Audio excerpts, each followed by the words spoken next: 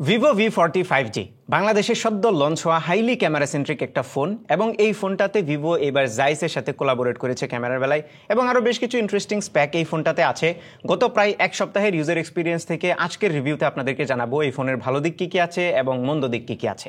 শুরু করতে চাই আমরা এটার ডিজাইন এবং বিল্ড কোয়ালিটি নিয়ে, এবং এটা এই ফোনের একটা হাইলাইটিং ফিচার। দ্যাটস বিকজ এই ফোনটা খুবই স্লিক, হাতে নেওয়ার পরে খুব প্রিমিয়াম একটা ফিল তো অবশ্যই পাবেন। মাত্র 7.6 মিলিমিটার হচ্ছে এটার থিকনেস, অলদো এই ফোনটার ভেতরে 5500 mAh ব্যাটারি দেওয়া হয়েছে, যেটা বেশ সারপ্রাইজিং ছিল আমার জন্য। একই সাথে এই ফোনটার ওজন মাত্র 190 গ্রাম। সো এক হাতে ইউজ করতে গিয়েও আমি খুব একটা আনকমফোর্টেবল ফিল করি নাই। আর এটার বডিটা কার্ভড হওয়ার কারণে ডিসপ্লেটাও কার্ভড, যার ফলে এটা আরও বেশি স্লিম ফিল হয়।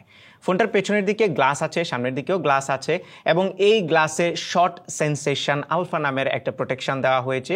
এই প্রোটেকশনটা খুব একটা নোন না, আমরা সবাই কর্নিং গরিলা গ্লাস প্রেফার করি, বাট কর্নিং গরিলা গ্লাসের সিমিলার টাইপেরই একটা প্রোটেকশন এটাতে ইউজ করা হয়েছে। পেছনের গ্লাসটা একটু ফ্রস্টেড টাইপের দেওয়া হয়েছে এবং ম্যাট ফিনিশ, যার ফলে খুবই ভালো একটা ফিল হয় টাচ করলে। এবং এই ফোনটা দুইটা কালারে পাওয়া যাবে, আমার হাতে এটার পার্পল কালার ভেরিয়েন্টটা আছে আর একটা হোয়াইট কালারের ভেরিয়েন্টও এটার আছে।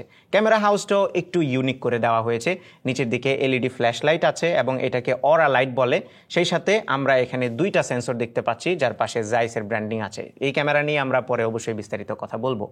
ফোনটা অনেক বেশি স্লিম হওয়ার কারণে এটাতে 3.5 মিলিমিটার অডিও জ্যাকটা তারা দিতে পারে নাই, but USB-C port, bottom facing speaker, সেই সাথে প্রাইমারি মাইক্রোফোন এবং সিম কার্ড ট্রে দেওয়া হয়েছে। এখানে কোনো এক্সপান্ডেবল স্টোরেজের অপশন নাই। উপরের দিকে লেখা আছে প্রফেশনাল পোর্ট্রেট এবং সেকেন্ডারি নয়েজ ক্যান্সেলেশন মাইক্রোফোন আছে। বাই দ্য ওয়ে এটাতে স্টেরিও স্পিকার আছে, সো স্টেরিও স্পিকারটা বেশ ভালো সাউন্ড প্রডিউস করে থাকে, খুব একটা লাউড না, বাট সাউন্ডের কোয়ালিটি ডিসেন্ট ছিল।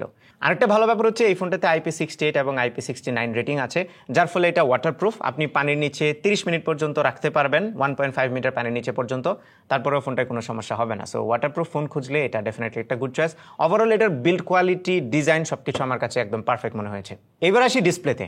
এই ফোনটাতে 6.78 ইঞ্চির একটা অ্যামোলেড প্যানেল ইউজ করা হয়েছে, যেটাতে 120 হার্টজ রিফ্রেশ রেট আছে এবং এই ডিসপ্লে রেজুলেশন হচ্ছে 1260x2800। মাঝখানের ক্যামেরা কাটআউটটাও খুবই ছোট, যার ফলে ডিসপ্লে থেকে একটা ইমার্সিভ এক্সপিরিয়েন্স পাওয়া যায় এবং সাইডের দিকে একটু হালকা কার্ভড হওয়ার কারণে এইটা দেখতে বেশ ভালো লাগে। অলদো কার্ভটা এত বেশি না যে ফোনটা আপনি যদি ভালোভাবে শক্ত করে ধরেন তাহলে মিস টাচ হয়ে যাবে কিংবা টাচ করতে গিয়ে প্রবলেম হবে, এই ধরনের সমস্যা আমি ফেস করি নাই।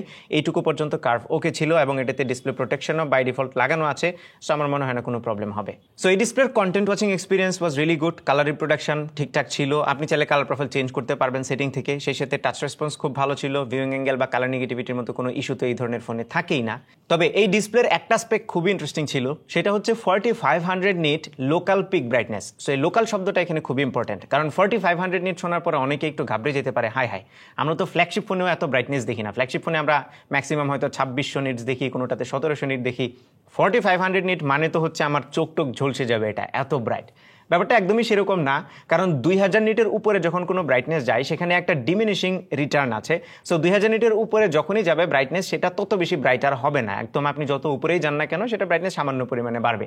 কিন্তু এখানে আরেকটা ব্যাপার হচ্ছে লোকাল যে শব্দটা বললাম, লোকাল পিক ব্রাইটনেস। সো এখানে ব্রাইটনেস মেজার করার কিছু টেকনিক আছে, সেই টেকনিকগুলোর মধ্যে কিছু লুপ হোল আছে।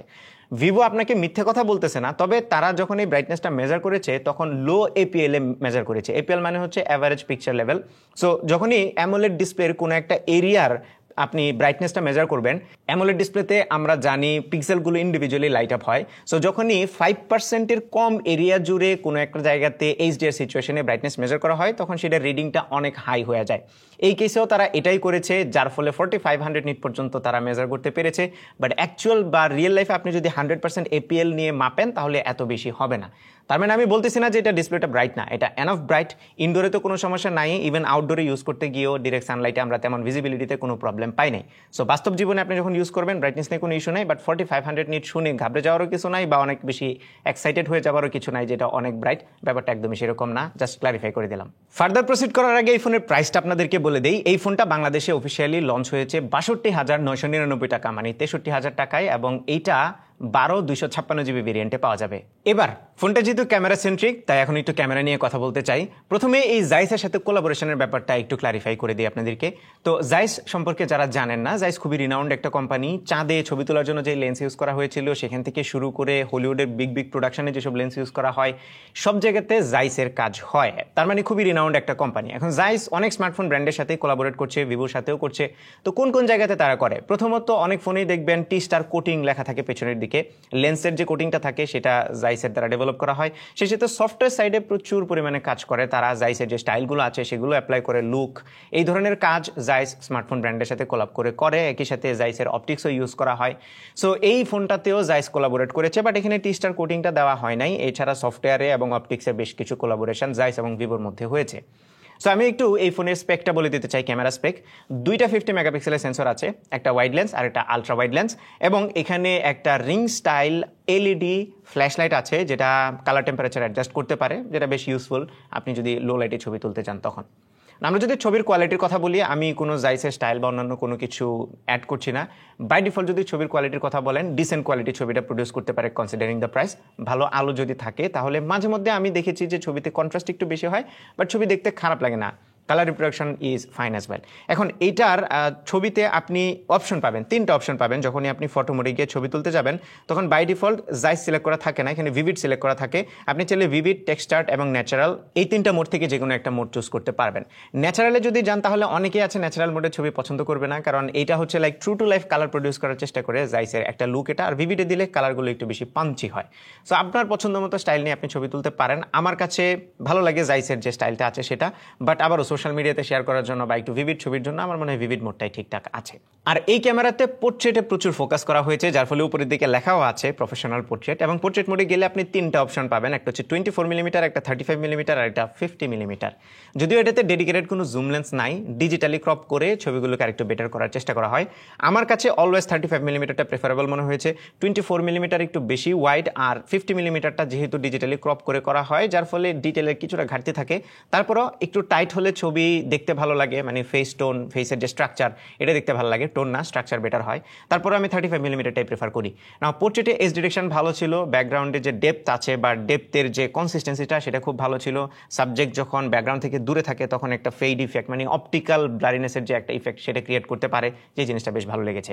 এখানে জাইসের বেশ কিছু পোর্ট্রেটের যে বোকে হয় সেই বোকের স্টাইল আছে, যেমন খুবই পপুলার কিছু আছে বায়োটার, বি স্পিড, সোনার, এই ধরনের ডিফারেন্ট সাইজের স্টাইলের বোকে আপনারা ক্রিয়েট করতে পারবেন এই স্টাইলগুলো দিয়ে। অ্যারাউন্ড 7টার মতো স্টাইল এটাতে দেওয়া হয়েছে। সো হ্যাঁ, ডেফিনেটলি পোর্ট্রেট ছবি তুলতে গেলে আপনি খুব ভালো রেজাল্ট এটা থেকে পাবেন।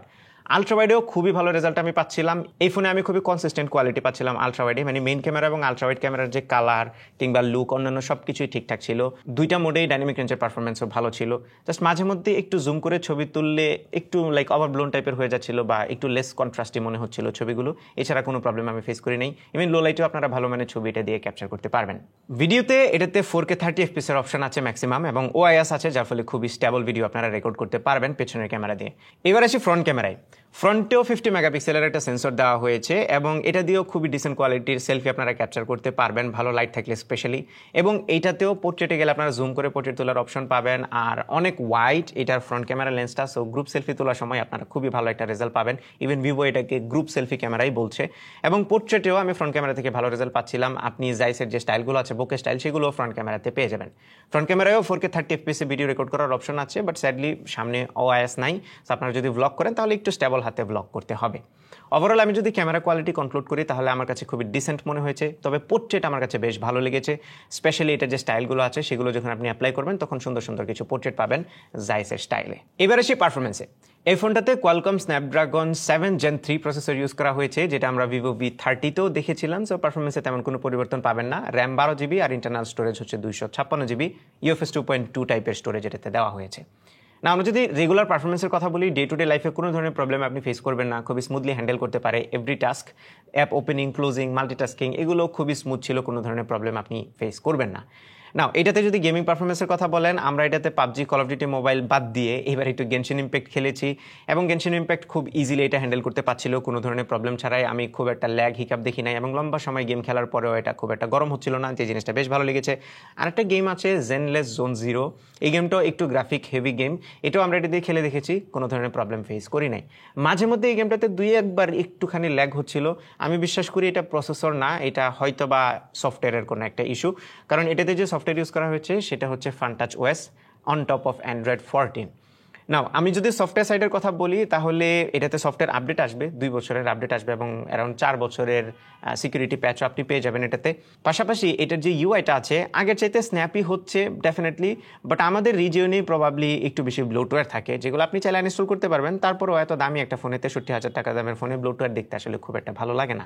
এছাড়া ফানটাচ ওএস আর তেমন কোনো প্রবলেম ফেস করি নাই। তারপরও এটা একটা স্লাইটলি হেভি ইউআই, আমার মনে হয় আরেকটু লাইট ওয়েট যদি করা যায় তাহলে খুবই ভালো হয়। বাট পারফরমেন্স নিয়ে আমি খুবই নিট পিক করছি, আমি যেভাবে বলছি তাতে অনেকেই ফিল করতে পারেন এটার পারফরমেন্স ভালো না, বাট একদমই সেরকম না। এটার পারফরমেন্স নিয়ে আপনি কখনোই হতাশ হবেন না, আমার কাছেও হতাশাজনক মনে হয়নি, জাস্ট মনে হয়েছে ইউআইটাকে আরেকটু লাইট ওয়েট করা দরকার। আর ব্যাটারি সেকশনে এই ফোনটা একদম বাজিমাত করে দিচ্ছে, কারণ এটাতে 5500 mAh সেল দেওয়া হয়েছে, যেটা খুবই ভালো।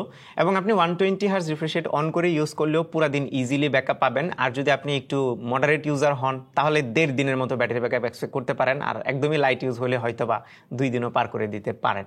এবং এই ফোনটার বক্সের ভেতরে 80 ওয়াটের চার্জার দেওয়া হয়েছে, সো অ্যারাউন্ড 50 মিনিট আপনারা এই ফোনটাকে ফুল চার্জ করে ফেলতে পারবেন। সো ব্যাটারি ব্যাকআপ এবং চার্জিং স্পিড একদম নিঃসন্দেহে হাই ক্লাস। তবে যে জিনিসটা আমি মিস করছি সেটা হচ্ছে এটাতে কোনো ওয়্যারলেস চার্জিং নাই, গ্লাস ব্যাক হওয়ার পরেও ওয়্যারলেস চার্জিংটা দেয় নাই। আমার মনে হয় এটা দিলে খুবই ভালো হতো। অলদো এটাতে রিভার্স ওয়্যার্ড চার্জিংয়ের ব্যবস্থা আছে, বাট ওয়্যারলেস চার্জিংটাকে আমি মিস করছি। এছাড়া এই ফোনের ইন ডিসপ্লে ফিঙ্গারপ্রিন্ট স্ক্যানারটা খুবই ফাস্ট এবং অ্যাকুরেটলি কাজ করছিল, একটু নিচের দিকে পজিশন করা হয়েছে, বাট স্টিল রিচ করতে পারলে আপনি খুবই ফাস্ট রেজাল্ট পাবেন। ব্লুটুথ 5.0 এটাতে দেওয়া হয়েছে, দরকারি সব ধরনের সেন্সর এটাতে আছে। এটা নেটওয়ার্ক রিসেপশন থেকে শুরু করে কল কোয়ালিটি সব কিছু একদমই ফার্স্ট ক্লাস ছিল, কোনো ধরনের প্রবলেম আমি ফেস করিনি। কনক্লুশনে যাওয়ার আগে আপনাদেরকে বলে দিই, এই ফোনটা এই মুহূর্তে প্রি অর্ডার চলছে এবং 5 অক্টোবর পর্যন্ত প্রি অর্ডার চলবে। এরপরে 6 অক্টোবর থেকে 12 অক্টোবর পর্যন্ত এটার অ্যাকচুয়াল সেল শুরু হবে। এবং এই প্রি অর্ডার রেঞ্জের মধ্যে আপনি যদি প্রি অর্ডার করেন তাহলে এই ধরনের একটা গিফট বক্স পাবেন, যেটার ভেতরে ফোনের পাশাপাশি একটা স্মার্ট ওয়াচও পেয়ে যাবেন, যেটা W1 Pro রিরো ব্র্যান্ডের, অ্যারাউন্ড 4800 টাকা প্রাইসের একটা ওয়াচ পাবেন, পাশাপাশি একটা পোস্টার কার্ডও পাবেন। সো যদি কেউ এই গিফট বক্সটা পেতে চান তাহলে তাড়াতাড়ি প্রি অর্ডার করে ফেলতে পারেন। নাও ফাইনালি যদি কনক্লুড করি তাহলে 63,000 টাকায় মেজর কোনো ইস্যু আমি এই ফোনটাতে পাই নাই। নিটপিক করার মতো কিছু জিনিস আছে, যেমন এখানে একটা টেলিফোটো লেন্স যদি অ্যাড করা হতো তাহলে খুবই ভালো হতো, ওয়্যারলেস চার্জিংটা দিলে খুবই ভালো হতো, তাহলে একটা ফ্ল্যাগশিপ ফিল আসতো, এবং আরেকটু বেটার কোনো এসওসি যদি এটাতে প্রোভাইড করা যেত তাহলে আরেকটু ভালো হতো। আমি আবারও বলছি একটু নিটপিক করছি। সো এই জিনিসগুলো বাদ দিলে প্রাইসটাও যদি আরেকটু কমানো যেত, অ্যারাউন্ড 60 যদি করা যেত তাহলে মনে হয় আরেকটু বেশি জমতো। বাট স্টিল এই ফোনের ডিসপ্লে, ব্যাটারি ব্যাকআপ, এরপরে ক্যামেরা এবং এটা design, build quality, IP rating, এই বিষয়গুলো যদি বিবেচনা করেন তাহলে ডেফিনেটলি রিকমেন্ড করার মতো একটা ফোন। সো এই ছিল আমাদের আজকের ভিডিও। আশা করি ভিডিওটা আপনাদের ভালো লেগেছে। যদি ভালো লেগে থাকে তাহলে ভিডিওতে একটা লাইক দিবেন, কমেন্ট করে জানাবেন কেমন লাগলো। আপনার ফ্রেন্ডদের সাথে শেয়ার করতে একদমই ভুলবেন না। আমাদের পেজে ফলো এবং চ্যানেলে সাবস্ক্রাইব তো মাস্ট। দেখা হবে পরবর্তী ভিডিওতে। টিল দেন টেক কেয়ার, আসসালামু আলাইকুম।